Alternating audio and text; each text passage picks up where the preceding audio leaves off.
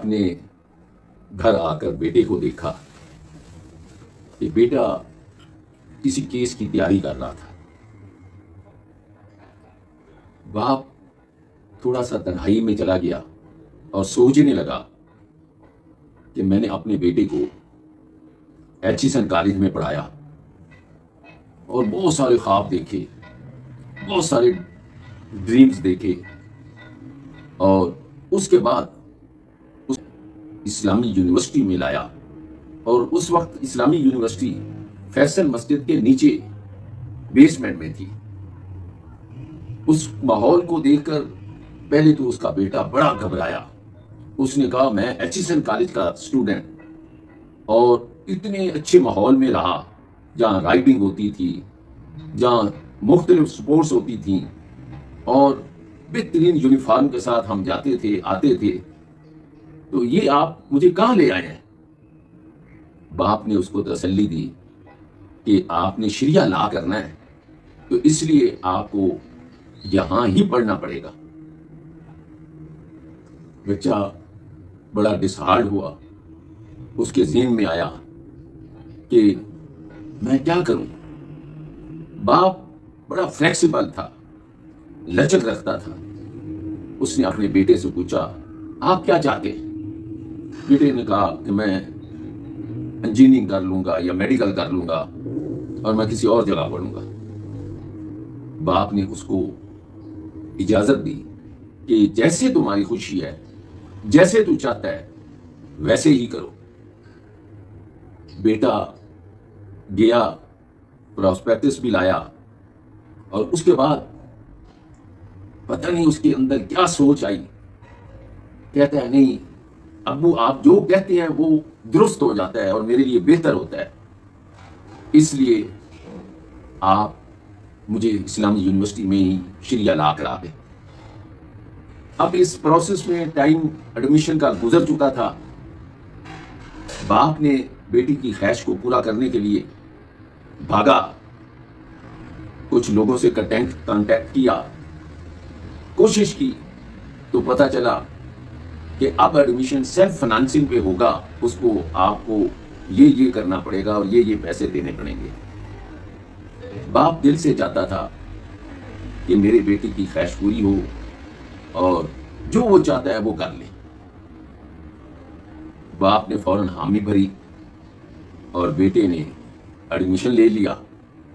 اب اس یونیورسٹی کا اصول یہ تھا کہ اگر اتنے نمبر فرسٹ سیمسٹر میں یا سیکنڈ سیمسٹر تک لیے جائیں تو سیلف فنانسنگ ختم ہو جاتی ہے۔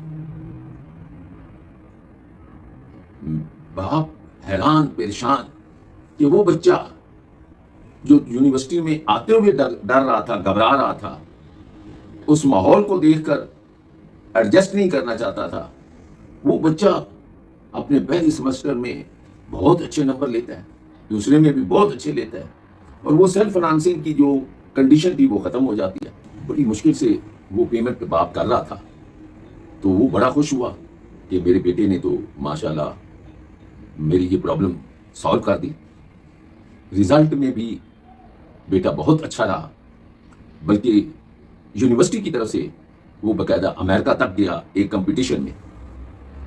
اب وہ لا کر چکا تھا اور پریکٹس کر رہا تھا، تو تنہائی میں جب باپ نے اپنے بیٹے کو دیکھا کہ وہ ایک کیس کی تیاری کر رہا ہے اور بہت زیادہ اس میں بیزی ہے، تو ایک دم اس کے ذہن میں یہ خیال آیا، کیونکہ تجربات اور مشاہدات نے اس کو اتنا بتا دیا تھا کہ اس ملک کے اندر بیوروکریٹ بہت زیادہ اہم ہوتے ہیں اور ان کی پوزیشن بہت زیادہ مضبوط ہوتی ہے۔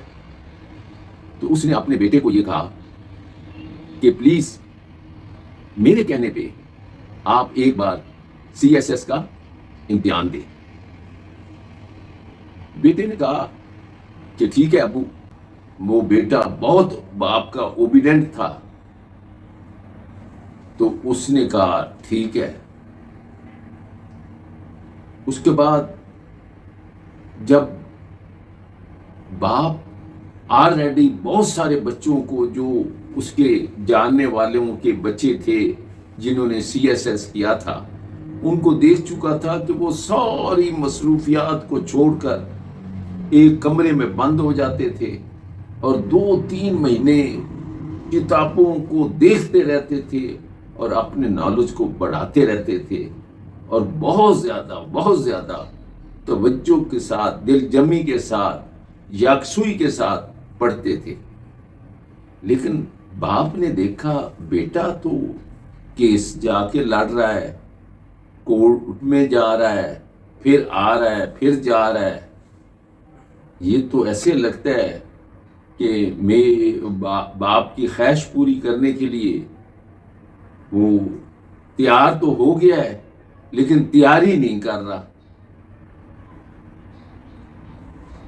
خیر، باپ نے ہنستے ہوئے کہا بیٹے کو کہ بیٹا مجھے لگتا ہے کہ آپ صرف میری خواہش پوری کرنے کے لیے آپ نے رجسٹریشن کرا دی ہے، ادروائز تیاری نہیں کر رہے آپ۔ بیٹے نے باپ کو کہا آپ گھبرائیں نہ، میں باقاعدہ تیاری بھی کر رہا ہوں۔ آخر امتحان آ گئے، بیٹے نے امتحان دیا تو باپ نے جب یہ سنا کہ اس کا بیٹا پورے پاکستان میں 4 نمبر پہ آیا ہے تو اس کی آنکھوں میں آنسو آ گئے، خوشی میں کہ اتنی کامیابی، جبکہ اتنی زیادہ محنت بھی نہیں وہ بچے نے کی تھی۔ تو یہ واقعہ میں اس لیے سنا رہا ہوں کہ اگر باپ اپنے بیٹوں کے ساتھ لنک اس قسم کا رکھے جس میں وہ فلیکسیبل ہوں، جس میں وہ ان کے لیے راستے اچھے تلاش کرے اور جس میں ان کی مرضی کے بغیر وہ کوئی کام نہ کریں، ول ان کی ہو، خواہش ان کی ہو، پرسنل انٹرسٹ ان کا ہو، تو وہ بچے کامیاب بھی ہوتے ہیں اور اپنی منزل کو پا بھی لیتے ہیں۔ تو میں اپنے سننے والوں سے یہ کہوں گا کہ کوشش کریں کہ اپنے بچوں کو ایک تو ٹائم دیا کریں اور نمبر 2 ان کو اتنا کانفیڈنس دیں، اتنا اعتماد دیں، اتنا بھروسہ دیں کہ وہ خود کچھ کرنا چاہیں تو کر سکیں۔ تھینک یو، خدا حافظ۔